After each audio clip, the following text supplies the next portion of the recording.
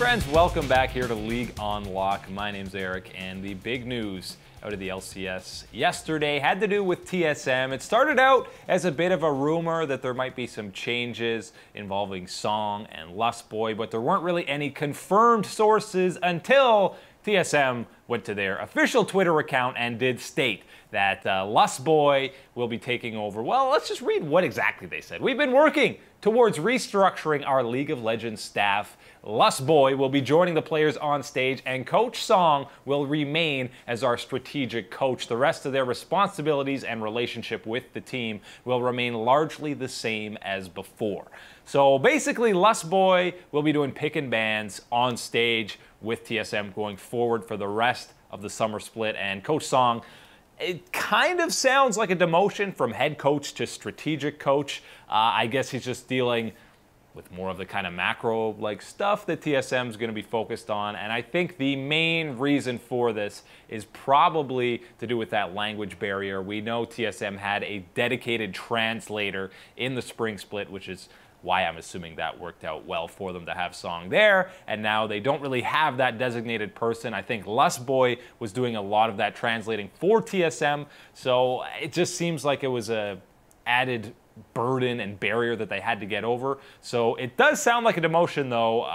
Maybe they don't feel like Ssong was able to communicate enough or do enough in that pick ban phase for TSM, what they were expecting. This seems a little preemptive. I mean, you're 2 weeks in to the summer split. You're 2-2. You looked great in week 1. Obviously, you struggled, but I mean, when you play Clutch, your Nemesis and Kryptonite, it's a guaranteed loss whenever TSM plays them. So not too much of an overreaction, but I feel like, will this make a big difference for TSM? I'm not so sure Lustboy is ready for all these responsibilities, assuming, I mean, TSM said in that tweet that the responsibilities were relatively staying the same. So maybe this is just a case of Lustboy coming in to do those pick bans, and for the most part, he's still kind of deferring to Ssong. But these guys have worked together before, way back in the Longzhu days. Lustboy worked underneath Coach Ssong, so I feel like the demographic would be kind of weird if they switched and now Lustboy was fully in charge. So I don't think that's necessarily going to be the case, but it is interesting that TSM is already making changes this early. Maybe they are legitimately concerned about potentially missing playoffs or Worlds. Maybe not playoffs. There's no way they miss playoffs, but Worlds, I think there is a legit concern to have that these guys might miss out on 2018 Worlds because of how much the competition has gone up across North America. I like Lustboy with them. It'll be nice to see Luscina back on the LCS stage. He better do his move in the first handshake he does with another LCS coach. If not, I'll be extremely disappointed. Some other news from some of the most well-known teams in NA. Cloud9, we know what's been going on with their roster, the Academy jump between LCS guys and the Academy pros. Well, they started off the Academy week with a new-looking roster. Keith and Zazal both moved down to that Academy roster, which might sound confusing at first because you're like, wait, that means they had 280 carries. Well, that's right. They played 2 games on Thursday, and Keith was in there for both of them alongside Sneaky, which kind of points to the fact that maybe Smoothie and Jensen are going to the LCS. But the Academy games on Thursday were pretty wild. There was every team played 2 games on Thursday, so it was a big one. And the theme was funnel comps for Cloud9 Academy. First one, they had Sneaky on the Kale.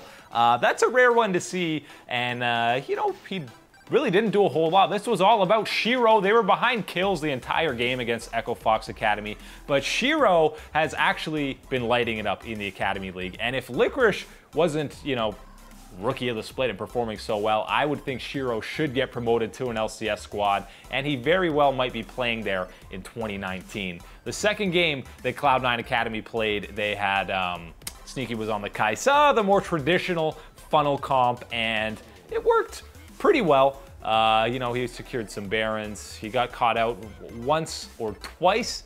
Actually, that one went over to Optic. That was just a straight up lie. This is the fight without Sneaky, where Keith is cleaning up on the Morgana, and Shiro again dominating on the Fiora. So he played Riven and Fiora. He's played a couple of Riven games and made some game-winning plays. You saw that backdoor in the last game. That guy has been popping off in the Academy League, but Sneaky still got crazy ahead because that's how funnel comps work. But it is interesting to see. Let me look at this roster. That is an interesting roster. Blabber, Shiro, Zazal, Keith, and Sneaky. And you got to assume if that's what they're rocking in the Academy League, then going forward for week 3 of the LCS, then you're going to have a lineup of Licorice, Sven Skiren, Golden Glue, Jensen, and Smoothie. Now, we've seen teams like Fnatic do these kind of double wizard, double bruiser bottom lanes with the likes of Bwipo and Soaz, so it's not that crazy to think it can work, and I actually kind of like it from Cloud9. The main question is who's going to play bottom, Jensen or Golden Glue? You might say, I mean, Golden Glue's been performing super well. He should stay in that mid lane, and you have that inherent synergy of Jensen and Smoothie.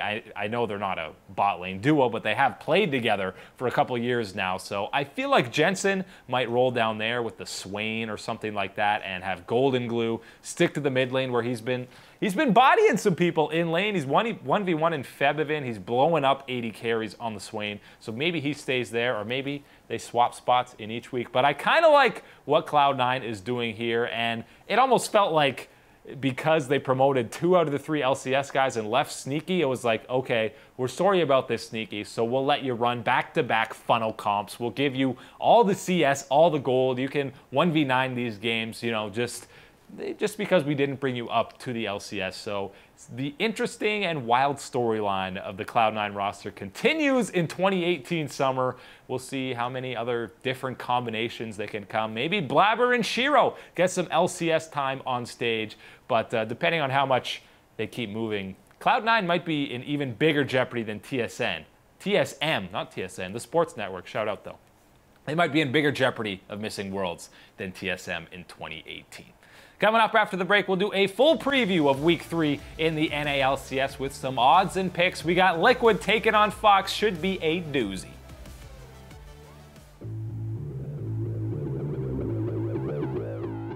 We are back here on League Unlock. My name's Eric, and Mark and I yesterday went through some of the EU picks for Week 3. Time to do NA now. Mark's not here today, and I asked him for his picks, but he didn't send them. Can you believe that, Mark? Come on.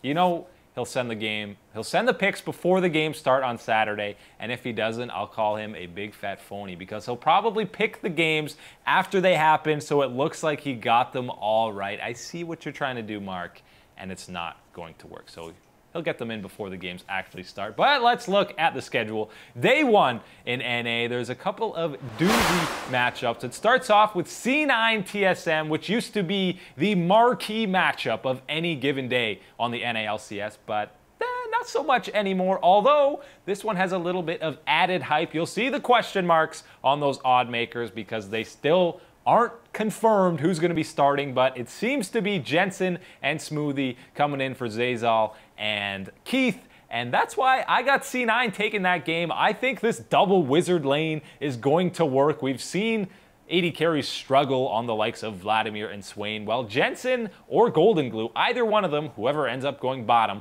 will be very comfortable doing that, and I think they're going to thrive in that role because Cloud9, despite being 1-3, they had big leads in both their games last week, so I think with the likes of Smoothie and Jensen coming in to control that mid to late game, I think they get a win against TSM, especially when they're making some coaching changes. Maybe that held some implications. I like C9 in that matchup.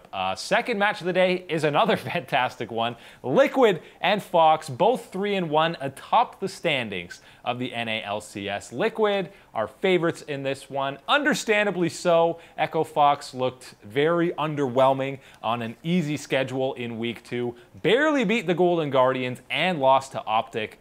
Thought it would be an easy 2-0 clean week from them. They were the most heavily favored in both of their matchups heading into Week 2, and barely went 1-1, but I think they rebound this week.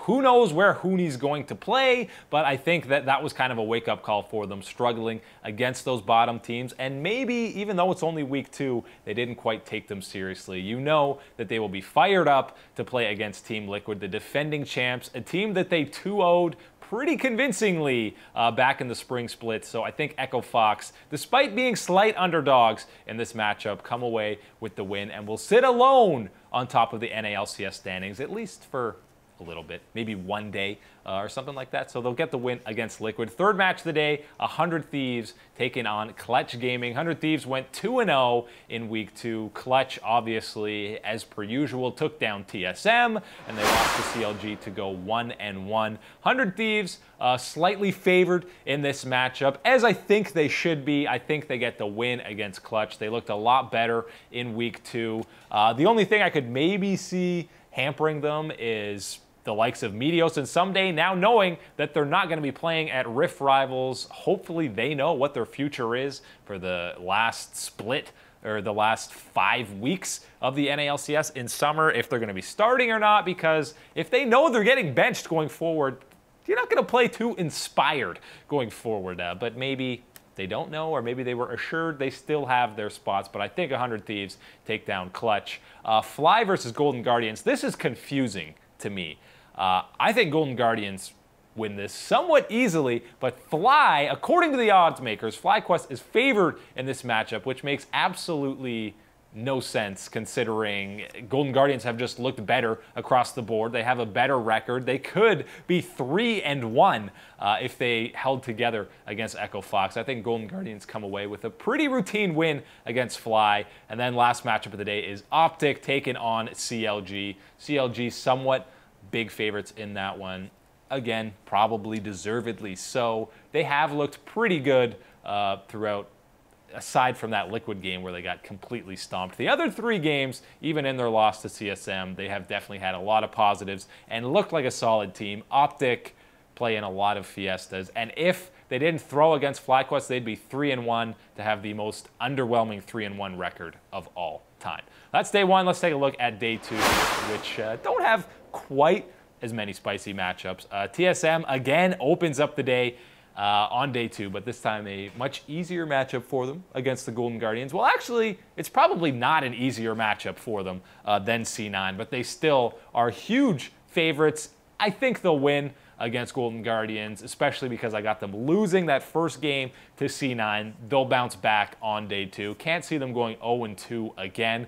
Golden Guardians are looking a whole lot better. Still think TSM comes away with that win. CLG taking on FlyQuest.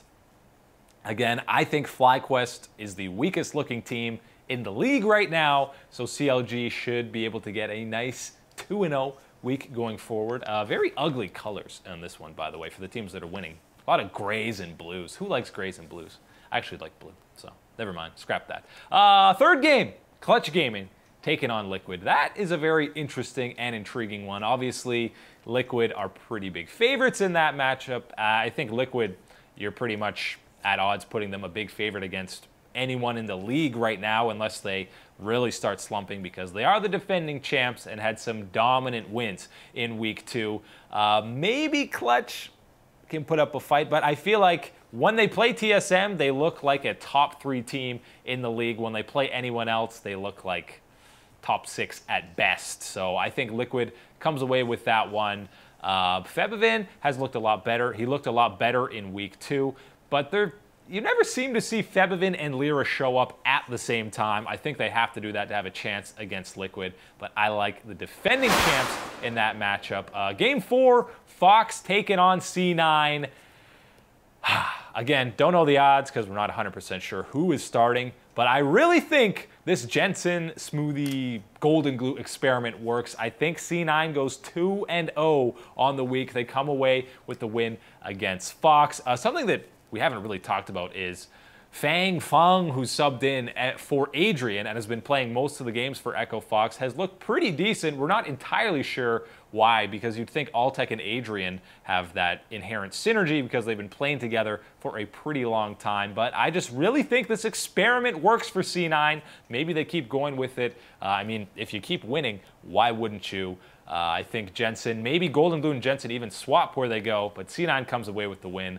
Last matchup, Optic 100 Thieves. 100 Thieves should win this game, but I did not think Optic would beat Echo Fox. I think every now and then, or almost every week, Optic somehow makes the competition play down to their level and just turn the game into a full fiesta where they thrive and Power of Evil or Arrow can completely take over a game. So I actually think they come up with the upset over 100 Thieves in week 3. I still think they're definitely a bottom 3 team in the NA LCS, but best of ones, you never know when these upsets might go down. I got Optic upsetting 100 Thieves in the last game of the day. That's all the picks for week 3. Make sure you're checking out the games on the weekend. They should be great. That's all the time for League Unlocked. Thank you guys very much for watching. My name's Eric. We'll see you next time.